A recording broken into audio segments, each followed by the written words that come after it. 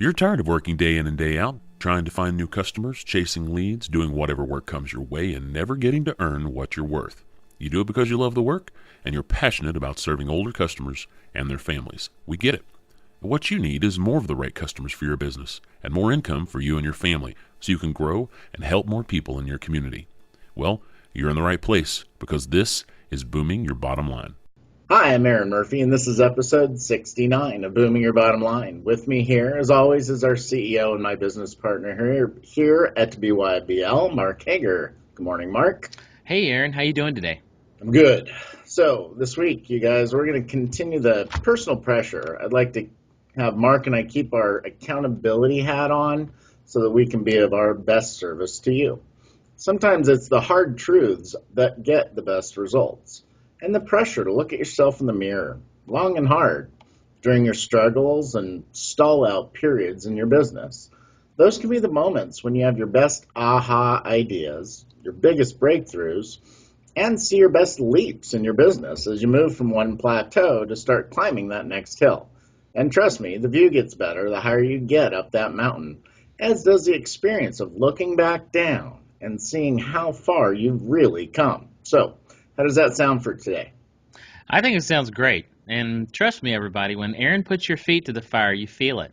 And I know we both do this for each other, and we've reached the level where we are at due to us being an accountability partner for each other and asking each other things, maybe the other doesn't want to admit or notice, own, or even change. And it's made a big difference for our growth and some of our biggest breakthroughs here at BYBL in the early stages of our growth.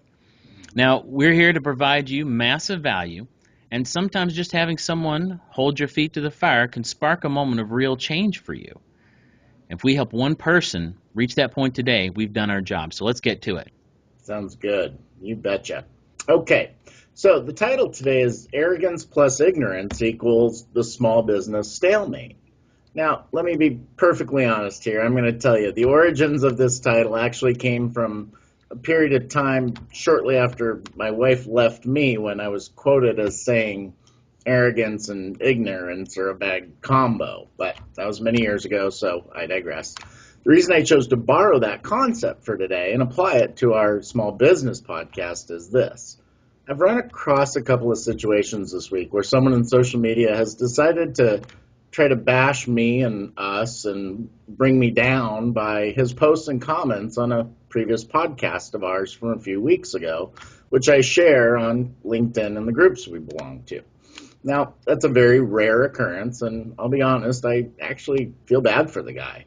I have to chuckle a little bit at his immaturity in his commentary online, along with poor grammar, spelling, and punctuation. I'm kind of embarrassed to admit that according to his online profile, he's an architect, but I'm sure glad he's not in my part of the country, and I'm not a client or colleague of his.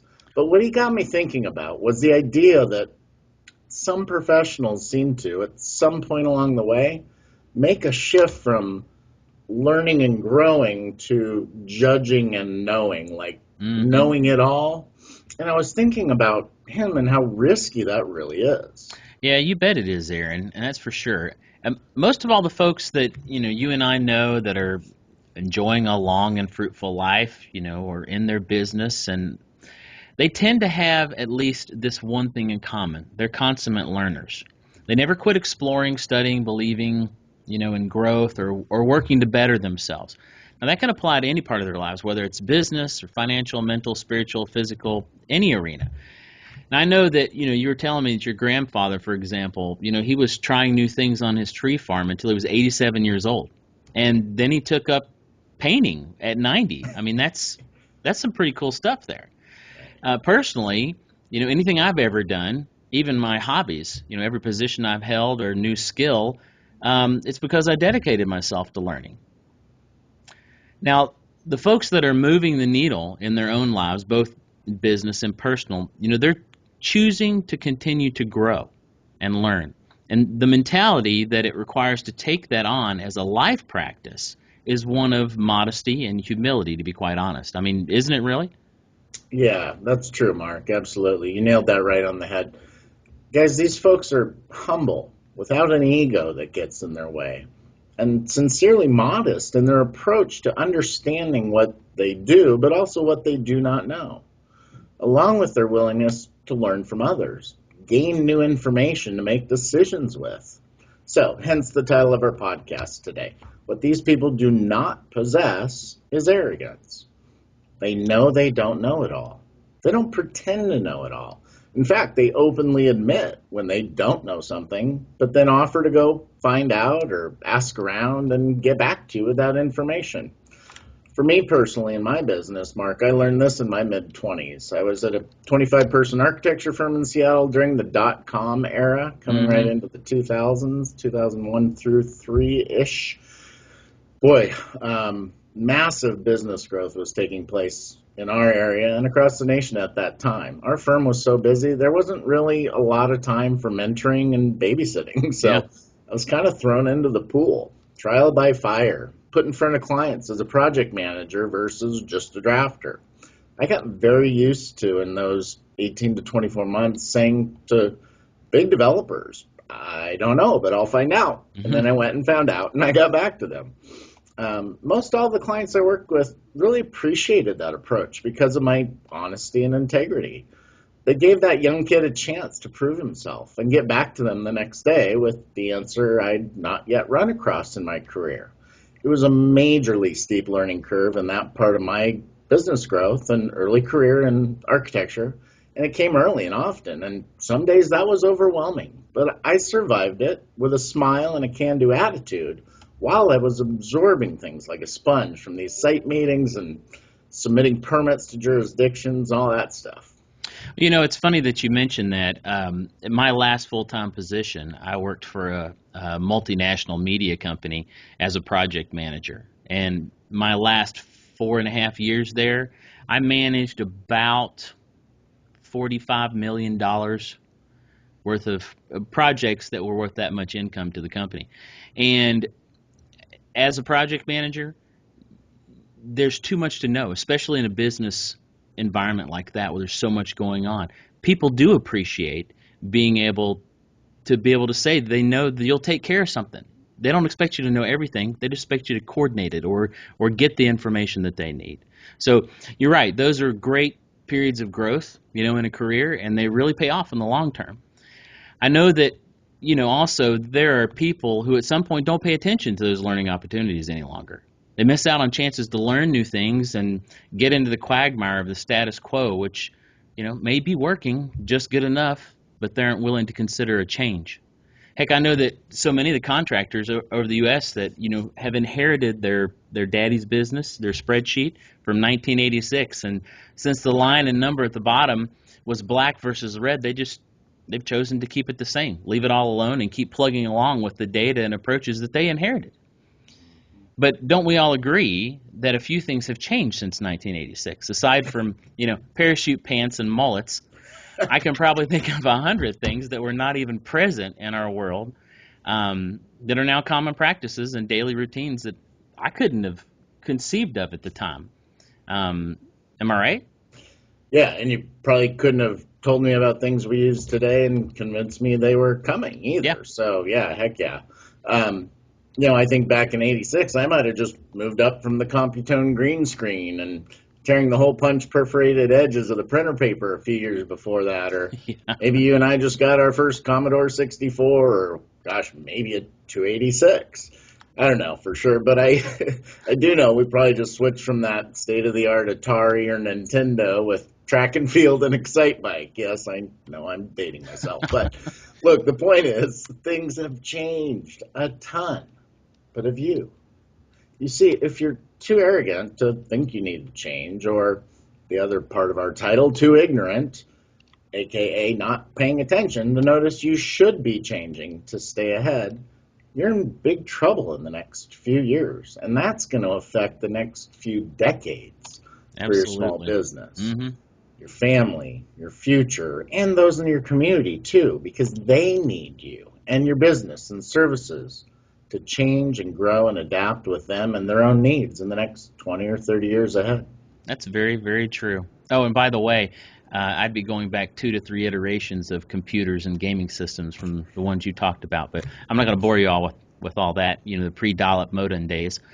Anyway, Aaron is right about the ignorance, at play here. We don't mean it as in, being stupid, that type of languaging, but rather just that we can at times be ignorant of our surroundings, or the events in our lives, or in our communities, which can include, the bigger picture in our industry, the changes that are happening within them and around them. And unfortunately, this can last for years without even noticing the time passing. Just having our own heads down and week in and week out, just getting by in survival mode or paying the bills and making ends meet and doing the things that we've always done without much thought about any sort of alternative, maybe a smarter way or a quicker way, a new idea or approach, product or service that could take your business to the next level. And we've talked in other episodes about things that can help you in and around this subject over the last year or so. And topics like accountability partners, mastermind groups, business networking, industry trends, etc. And you can check those out in the archives of our podcast. Yeah, great point. We've talked about all the peripherals and parallels to this concept, right? Folks, it all ties together. Everything we do here at Boom Your Bottom Line is about you. It's all interwoven. It all goes together.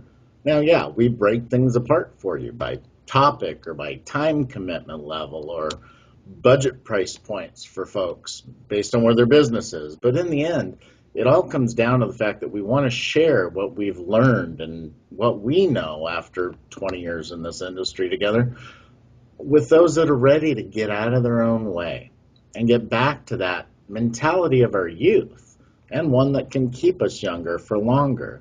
That person that was back in the day, not judging and knowing, but rather that original you, the one who was full of curiosity, willing to dig in, do the hard work, be uncomfortable at times, try new things, and make a bigger difference in this world.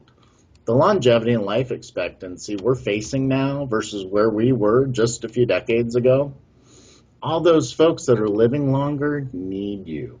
They need you to think differently, work differently, grow, change, be nimble, react to those wants, needs, fears, and goals of their demographic. They need you. Your community needs you. So please step up, learn again, dream again, start growing again. You're all a part of this solution together. Locally, it takes a village. Nationally, it becomes a movement. Join us, won't you? Families all around you are waiting for you to step up, and they need you now. Right. Absolutely. Now, if you're feeling inspired and you're honestly and finally ready to get outside of your comfort zone and start learning to grow again in ways you probably didn't even know you could or should, and if you want to learn to reach and serve the best Boomer customers and do it better for your company, your family, your future, and your community, we can help you. Just go to bybllive.com/start to schedule a call with us. And we'll ask you to fill out a form by answering a few questions for us about your business so we are ready to provide you value from our discussion time together. Now, we'll listen to you and your situation as well as your challenges. Then we'll give you some ideas that you can use right now to help your business move forward to accomplish your dreams and goals. So don't wait. Just go to bybllive.com/start. I hope you guys have enjoyed this episode and you've heard something that inspired you or helped you to decide to take a step closer to the future that you want with your business, your family, and for your community. Thanks for listening. Until next time, be well, be bold, and boom your bottom line.